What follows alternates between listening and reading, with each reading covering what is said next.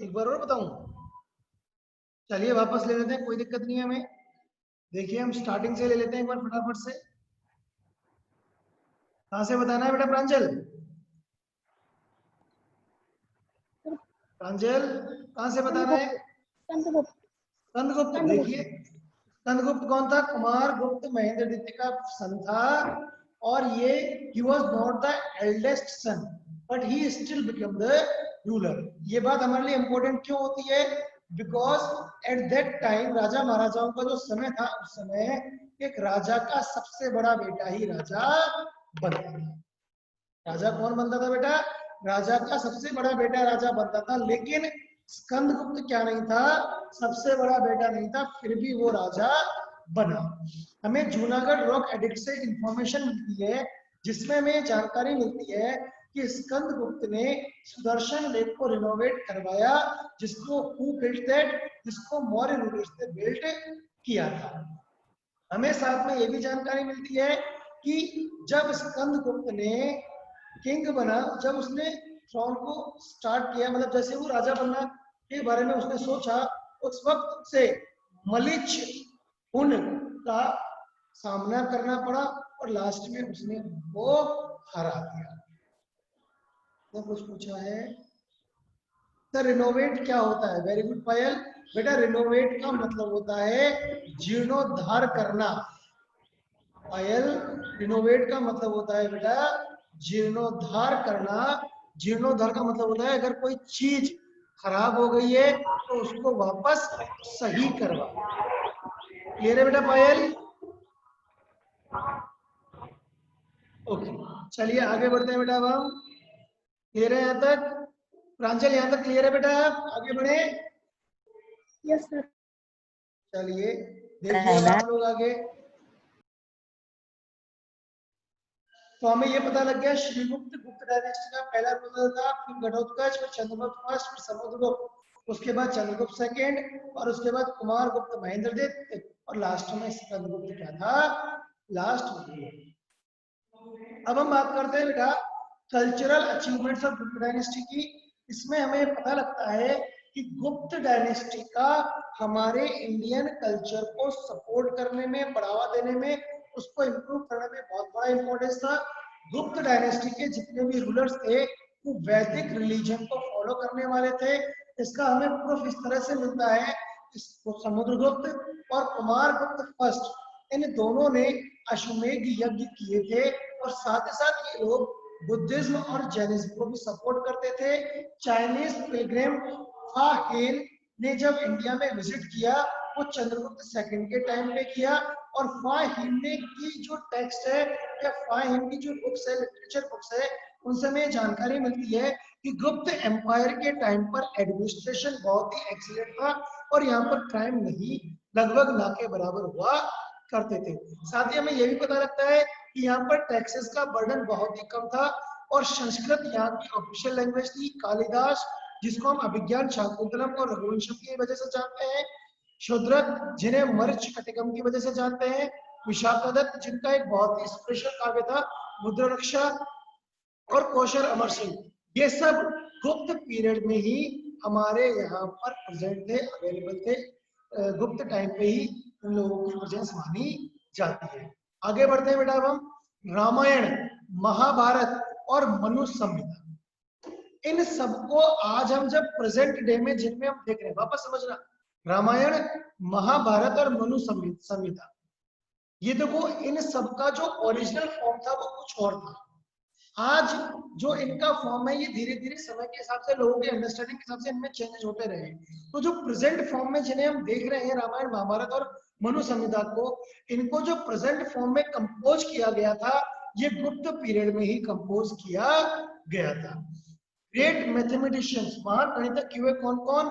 आर्यभट्ट, वराहमिहिर और ब्रह्मगुप्त, जिन्होंने गुप्त पीरियड के टाइम पर ही हमारे इंडियन मैथमेटिक्स और हमारी इंडियन एस्ट्रोलॉजी, एस्ट्रोलॉजी का मतलब सब समझते हैं, खगोल विज्ञान, जिसके अंदर तारों नक्षत्रों की गणना करके लोगों के भविष्य की जानकारी दी जाती है, इन सब का डेवलपमेंट, इन सबको स्पेशली जो डेवलप किया गया वो किसके द्वारा किया गया? आर्यभट्ट, वराहमिहिर और ब्रह्मगुप्त, इन तीनों के द्वारा, इनका तीनों का बहुत बड़ा कंट्रीब्यूशन है। और ये तीनों कब अवेलेबल थे? ये तीनों अवेलेबल थे बेटा हमारे यहाँ पर कब? ये तीनों अवेलेबल थे बेटा गुप्त पीरियड के टाइम पर, ये अवेलेबल थे। और इनका इंपॉर्टेंस बहुत ज्यादा को डेवलप करने में। डेसिमल सिस्टम का इन्वेंशन भी तभी हुआ और ये बाद में यूरोप होते हुए अरेबियन कंट्रीज तक पहुंच गए। कोई डाउट है बेटा यहाँ तक किसी को भी? कोई डाउट है बेटा किसी को यहाँ तक? अब हम आगे बात करते हैं, हमें किस चीज के एविडेंस की बात कर रहे हैं बेटा हम? अब हम बात कर रहे हैं एविडेंस की आर्किटेक्चर, पेंटिंग और मेटलर्जिकल साइंस। इस चीज की बात कर रहे हैं बेटा हमें एविडेंस मिलता है किसका? गुप्त पीरियड के आर्किटेक्चर का, गुप्त पीरियड की पेंटिंग का और गुप्त पीरियड की मेटलर्जिकल साइंस। मेटलर्जिकल साइंस के बारे में अगर किसी को जानकारी नहीं है तो मैं बता देता हूँ। मेटलर्जिकल साइंस का मतलब है, मेटलर्जिकल की मेटल से रिलेटेड जो भी चीजें होती है उन सब की हम यहाँ पर बात कर रहे हैं। अगर हम उन सब की बात करते हैं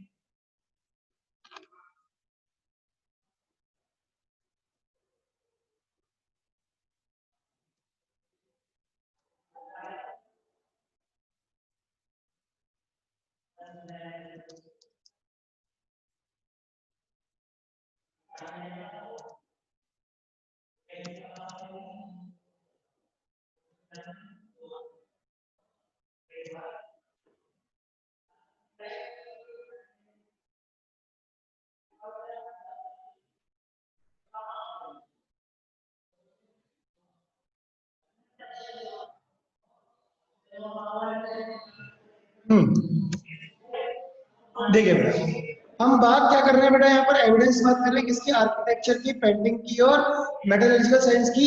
हमें गुप्त डायनेस्टी के अंदर ये बहुत ही अच्छे थे, बहुत ही ज्यादा अच्छे थे।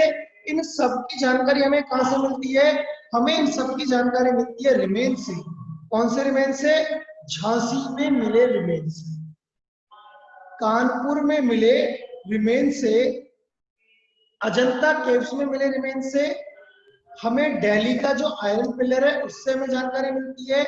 हमें नालंदा के अंदर गौतम बुद्ध की 80 फीट टॉल जो कॉपर स्टेचू है हमें उससे इसकी जानकारी मिलती है। 7.5 फीट का जो कॉपर स्टेचू है बुद्धा का, कहां पर?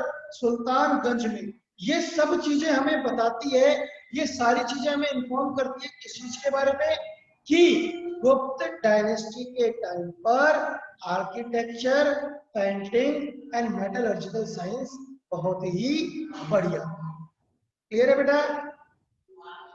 अगर यहां तक किसी को डाउट है बताइए, और अगर डाउट नहीं है तो एक बार मुझे ओके लिखकर इन्फॉर्म कर दीजिए। अरे एक बार ये वैसे बताना, ये एविडेंस आर्किटेक्चर वाला। ओके सर बताता हूँ बेटा, ध्यान दो यहाँ पर। स्क्रीन के साथ बताऊं या बिना स्क्रीन के बताऊं? स्क्रीन के स्क्रीन के साथ समझो बेटा।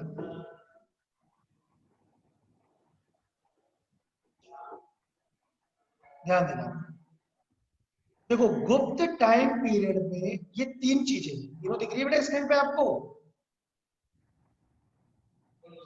Yes sir. आर्किटेक्चर, पेंटिंग और मेटलर्जिकल साइंस, ये तीनों चीजें दिख रही है आपको?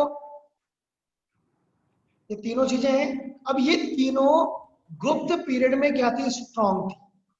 क्या थी बेटा? ये तीनों गुप्त पीरियड में ये बहुत ही अच्छी थी। अब हम कैसे मान लें साहब अच्छी थी? तो हमें इसका एविडेंस मिलता है कहां से? रिमेन से। कौन से रिमेन से? झांसी रिमेन से, कानपुर रिमेन से, अजंता केव्स में मिले जो रिमेन से, जो हमारे पास दिल्ली में आयरन पिलर है उससे, हमारे पास नालंदा में जो गौतम बुद्ध की 80 फीट लंबा कॉपर स्टेचू है उससे, 7.5 फीट लंबा, सॉरी बड़ा, टॉल जो स्टेच्यू है गौतम बुद्ध का कहाँ पर, सुल्तानगंज में। इन सब चीजों से हमें जानकारी मिलती है। कितनी चीजें देखो, एक, 2 3 4 5 6, ये 6 कुछ स्पेशल रिमेन्स हैं जिनसे हमें जानकारी मिलती है बेटा। किस चीज की जानकारी मिलती है जिनसे हमें इनसे जानकारी मिलती है किस चीज की। साहब गुप्त टाइम पीरियड पर आर्किटेक्चर भी बहुत मजबूत था, पेंटिंग भी बहुत अच्छी थी और मेटलर्जिकल साइंस भी बहुत अच्छा था। अभी क्लियर है बेटा? नमन, यस सर, क्लियर है। कोई दिक्कत है? अभी आगे बढ़े अब? Yes sir. चलिए आगे बढ़ते हैं हम। देखो हम बात कर रहे हैं गुप्त पीरियड के दौरान सोसाइटी। हम किसकी बात कर रहे हैं बेटा? गुप्त पीरियड के टाइम पर हम बात कर रहे हैं सोसाइटी। गुप्त पीरियड के टाइम पर जो सोसाइटी थी उसे स्पेशली 4 पार्ट्स में डिवाइड किया गया था। क्या किया गया था बेटा? उसे स्पेशली 4 पार्ट्स में डिवाइड कर दिया गया था। इसमें सबसे इंपॉर्टेंट प्लेस जो था वो किसका था बेटा?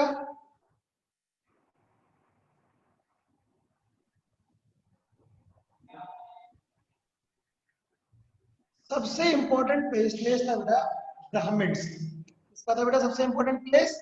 ब्राह्मण्स का।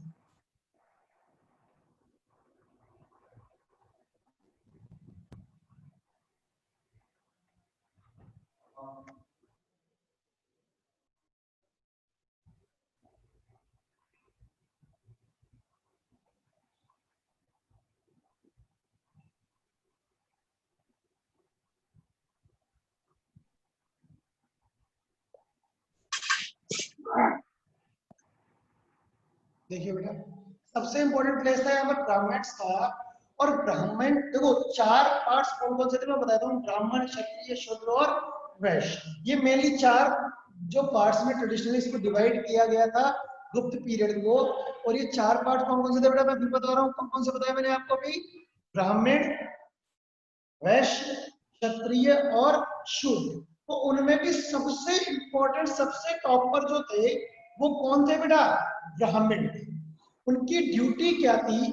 उनकी ड्यूटी थी स्टडी करना, मतलब खुद पढ़ना, टीचिंग करना, पढ़ाना, चैरिटी करना और यज्ञ परफॉर्म करना। ये उनकी मेन ड्यूटीज हुआ करती। उसके अलावा थे क्षत्रिय। उनकी ड्यूटी क्या थी? कंट्री को प्रोटेक्ट करना। उसके अलावा थे वैश्य। उनकी ड्यूटी क्या थी? उनका काम क्या था? ट्रेड और ट्रेडिंग और कॉमर्स, मतलब व्यापार करना। और लास्ट में थे शूद्र, जिन्हें स्लेव कहा जाता था, गुलाम कहा जाता था, जो कि इन तीनों कास्ट का, इन तीनों का क्या करते थे वो लोग? सर्विस करते थे, इन तीनों को सेवाएं प्रदान करते थे। क्लियर? इसके बाद हम बात करते हैं बेटा कि गुप्त डायनेस्टी में जो कास्ट सिस्टम था उसका बेस किसी इंसान की क्वालिटी या उसका काम ना होकर क्या था? बर्थ। जो जन्म से शूद्र है वो शूद्र ही रहेगा, चाहे वो वास्तव में कुछ भी रहा हो। आप लोगों ने भी रिसेंटली महाभारत देखी होगी। महाभारत में आपने कर्ण नाम का एक कैरेक्टर देखा होगा। कर्ण क्या था बेटा? कर्ण अपने आप में बहुत बड़ा योद्धा था, बहुत बड़ा धनुर्धर था, लेकिन वो शूद्र परिवार में जन्म लेने के कारण उसकी क्या कहते हैं उसको सोसाइटी ने डिसरिगार्ड किया और उसी वजह से उसके अंदर इतनी इंफिनिटी इन अंदर जन्म हुई। सेम होगी वही सिस्टम गुप्त डायनेस्टी के टाइम पे। लेकिन गुप्त डायनेस्टी के टाइम पर विमेन्स की जो इंपॉर्टेंस थी वो बहुत ही अच्छी। क्या थी बेटा? विमेन्स की जो पोजीशन थी वो बहुत ही ज्यादा अच्छी थी। कैसे अच्छी थी मैं बता देता हूं आपको कि अगर कोई भी रिलीजियस एक्टिविटी होगी तो वहां पर अकेले किसी भी आदमी का जाना अलाउड नहीं था, उसे अपनी वाइफ को साथ में लेके जाना पड़ेगा। विमेन्स जो थी वो एजुकेटेड थी, well system was not prevalent. Well system समझते हो? पर्दा प्रथा। वेल सिस्टम क्या होता है बेटा? पर्दा प्रथा वो उस वक्त प्रचलन में नहीं था, और उस समय 8 टाइप्स ऑफ मैरिज फैशन में थी। 8 तरह की शादियां, आज में हमारे हिंदू धर्म में 8 तरह की शादियां मानी गई है। और उन 8 तरह की शादियों के नाम क्या है? 8 टाइप्स ऑफ मैरिजेस के नाम क्या है? ब्रह्म मैरिज, दैव मैरिज, अर्षा मैरिज, प्रजापत्य मैरिज, गंधर्व मैरिज, असुरा मैरिज, पिशाचा मैरिज और रक्षा मैरिज। ये 8 तरह की मैरिज हैं जो कि हमारी सोसाइटी में आज भी प्रचलित में है और गुप्त टाइम में भी प्रचलन में थी। इनकी डिटेल आपकी बुक में नहीं है, लेकिन मैंने सारी डिटेल्स आपके लिए तैयार की हुई है। देखो यहाँ पर आपको करना कुछ नहीं है, केवल इनको मैं आपको भेज दूंगा, आपको केवल रीड कर लेना है एक बार, ताकि सब थोड़ी सी नॉलेज मिल जाए। इसके अलावा आपको इसके अंदर कुछ भी नहीं करना है। ठीक है बेटा? देखो अब हम बात करें मिक्स्ड कास्ट ड्यूरिंग गुप्त पीरियड। गुप्त पीरियड के टाइम पर जो मिक्स्ड कास्ट थी वो कौन कौन सी थी? ध्यान दीजिए, गुप्त पीरियड में जो मिक्स्ड कास्ट थी वो थी मुद्रावशक्ति, कर्णा, अर्णभष्टा और पार्श्व। ये जो थे ये गुप्त पीरियड की मिक्स जातियां मानी गई है, मिक्स कास्ट मानी गई है। इसके अलावा कायस्थ जो थे वो क्या थे बेटा? सेक्शन क्लास इनको माना गया है, एक उपवर्ग कक्षा मानी गई थी, लेकिन बाद में वो एक कास्ट के रूप में उभर कर आ गई।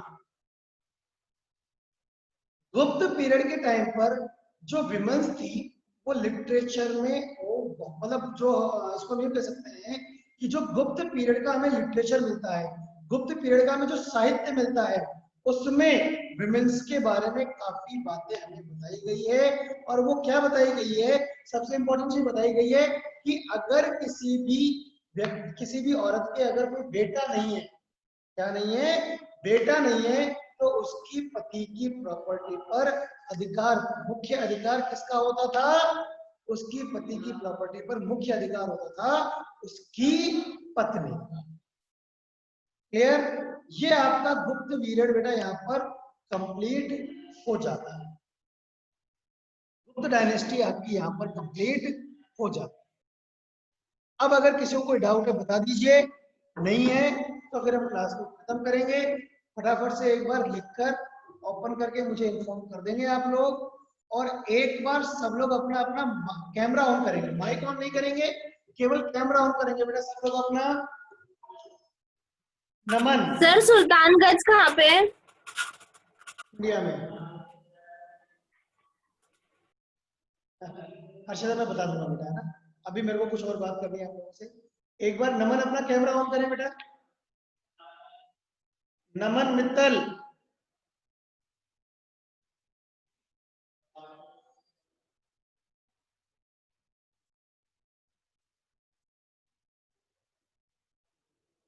एक बार बेटा पापा को बोलना कि आपकी फीस जमा होगी क्या नमन?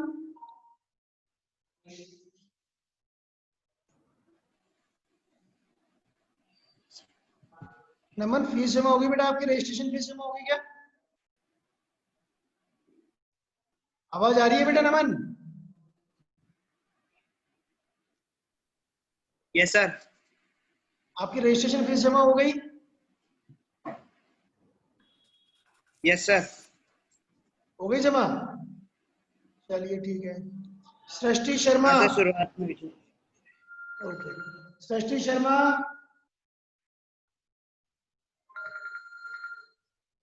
बेटा फीस जमा हो गई आपकी?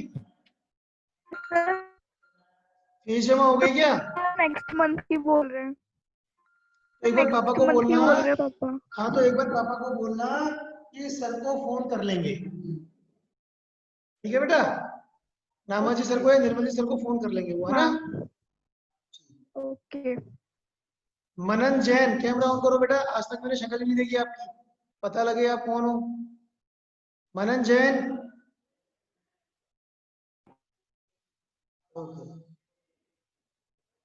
एडमिशन ले लिया बेटा आपने स्कूल में? फॉर्म भर दिया क्या स्कूल के अंदर? अब पता नहीं, पूछूंगा, वापस बात कर लेंगे। एक बार बात कर लेंगे, ठीक है बेटा। हाँ सर। हर्षिता चावला, बड़े दिन हो गए बेटा तेरी शक्ल देखे हुए, एक बार शक्ल दिखा दे। हर्षिता,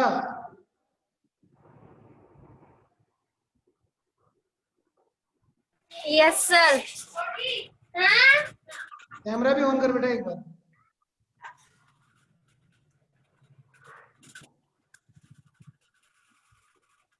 ओके, स्कूल की रजिस्ट्रेशन फीस जमा करा दी क्या? पहले इंस्टॉलमेंट जमा करा दी स्कूल में? कर देंगे बाद में, थोड़े दिन में। हाँ, अभी नहीं कराई सर, थोड़े दिन में करा देंगे। एक बार पापा को बोलना सर से बात कर लेंगे, है ना? केवल इतना सा बोलना कि सर से बात कर लेंगे इसके बाद। Okay. Bhavya Agarwal, camera on करके शक्ल दिखाओ बेटा।